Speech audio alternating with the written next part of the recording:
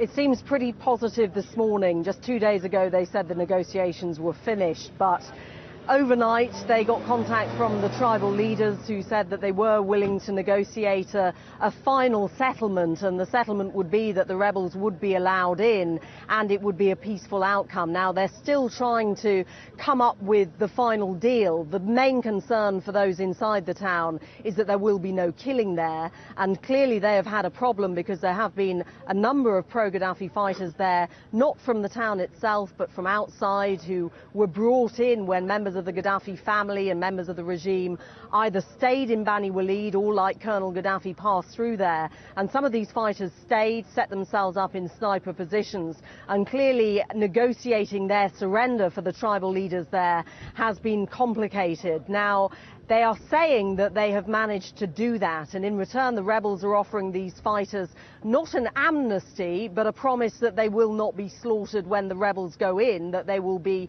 arrested and dealt with by the courts.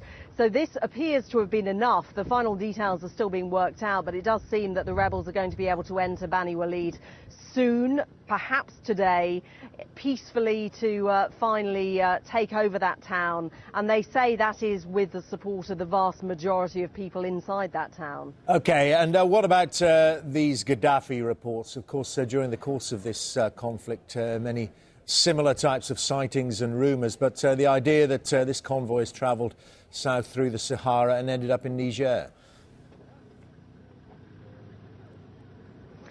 Yeah, I've been speaking to some of the rebel commanders about that, and they don't seem to be that surprised.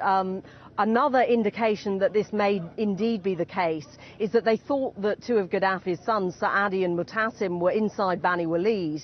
Now, they're not so sure that they're there anymore, so there may have been a general move southwards with Colonel Gaddafi leading the way. What they've said about that route into Niger is that it's a very difficult one, that you need guides who know the way, and clearly they say that it would have been a planned route for the Gaddafis out of there. There have clearly been some negotiations with the government of Niger to allow them safe passage and to guide them through that route. Reports of Tuareg rebels joining them to help them on their way.